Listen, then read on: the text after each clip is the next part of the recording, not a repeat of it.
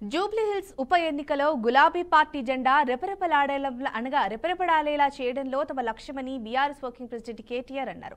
ఇవాళ BRS party Jubilee Hills నియోజకవర్గ విస్తృత స్థాయి కార్యకర్తల సమావేశం నిర్వహించారు. కాంగ్రెస్ ప్రభుత్వంపై ఘాటు వ్యాఖ్యలు చేశారు. అసెంబ్లీ ఎలక్షన్స్ సమయంలో ఇచ్చిన ఒక్క హామీ కూడా నెరవేర్చలేదని విమర్శించారు.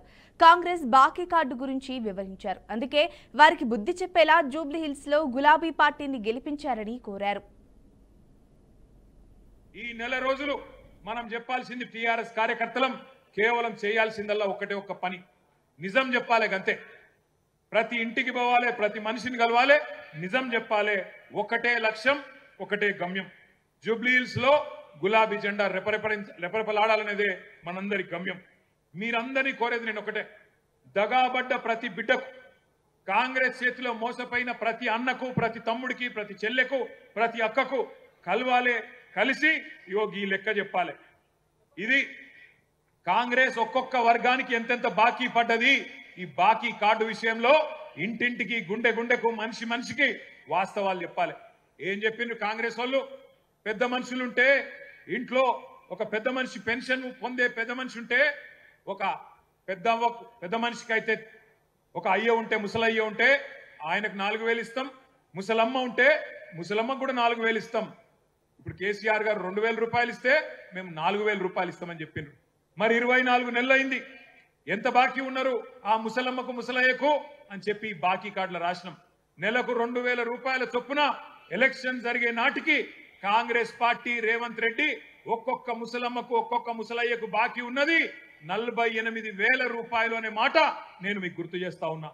ఆడపిల్లలకు చెప్పినారు, 18 ఏళ్లు నిండిన ఆడబిడ్డలందరికీ రాష్ట్రంలో ఉండే 1,67,00,000 మంది ఆడబిడ్డలకు నెలకు 2,500 రూపాయలు కాంగ్రెస్ అధికారంలోకి రాగానే 100 రోజుల లోపలనే మా గ్యారంటీ ఇగో మేము ఇస్తామన్నారు.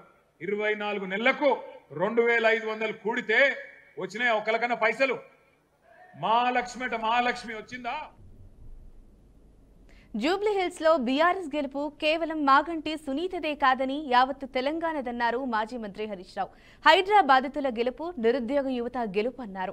హైడ్రా పేరుతో రేవంత్ రెడ్డి పెద్దోళ్ల ఇల్లు విడిచిపెట్టి పేదల ఇల్లు కూలగొడుతున్నారని మండిపడ్డారు. పొంగులేటి మహేందర్ రెడ్డి లాంటి బడా లీడర్లు ఇల్లు హైడ్రా పరిధిలోనే ఉన్నాయిగా అని అన్నారు. హైడ్రాను ఖతం చేయాల్సిన అవసరం ఉందన్నారు. ఇది మాగంటి సునీతమ్మ గారి గెలుపే కాదు, యావత్ తెలంగాణ ప్రజల గెలుపు, హైడ్రా బాధితుల గెలుపు, మహాలక్ష్మి రాని అక్కా చెల్లెళ్ల గెలుపు, 4,000 పెన్షన్ రాని అవ్వాతాతల గెలుపు, ఉద్యోగాల కోసం ఎదురు చూస్తున్న నిరుద్యోగ యువకుల గెలుపు. ఇది అందరి గెలుపు. అందువల్ల మనం ఒకటే ఆలోచించాలి. రేవంత్ రెడ్డి ఓడినా, కాంగ్రెస్ పార్టీ ఓడినా ఆయన ముఖ్యమంత్రి పదవి పోతుందా? రేవంత్ రెడ్డి ఏమైనా దిగిపోతాడా? కానీ ప్రజలకు మేలైతుంది. రేవంత్ రెడ్డికి అర్థం కావాలి, హైడ్రా పెట్టి పెద్దోళ్ళ ఇల్లు కూలుస్తలేడు, పేదోళ్ళ ఇల్లు కూలుస్తున్నాడు. పొంగులేటి శ్రీనివాసరెడ్డి ఇల్లు హైడ్రాలో లేదా? ఇవాళ మహేందర్ రెడ్డి చీఫ్ విప్ ఇల్లు హైడ్రాలో లేదా? అదేవిధంగా గాంధీ గారు ప్రభుత్వ భూమి కబ్జా పెడితే రాత్రి హైడ్రా. ఇవాళ బీఆర్ఎస్ పార్టీ జూబ్లీహిల్స్ నియోజకవర్గ విస్తృత స్థాయి కార్యకర్తల సమావేశం నిర్వహించారు. ఈ సమావేశంలో బీఆర్ఎస్ అభ్యర్థి మాగంటి సునీత భావోద్వేగానికి లోనయ్యారు. దివంగత ఎమ్మెల్యే మాగంటి గోపీనాథ్ ను తలుచుకుని కన్నీరు పెట్టుకున్నారు. ఎంతమందిని అండగా ఇచ్చారు నాకు. గోపీనాథ్ గారి ఆశయాల్ని అందరం కలిసి ముందుకు తీసుకువెళ్తాం. ఎంతమంది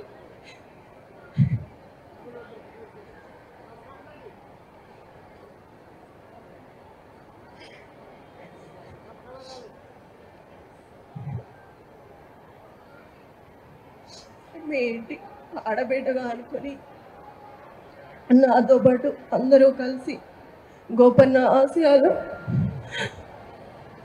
నెరవేర్చాలి. గోపన్న మీ సమస్యలు తన సమస్యగా అనుకునేవాడు.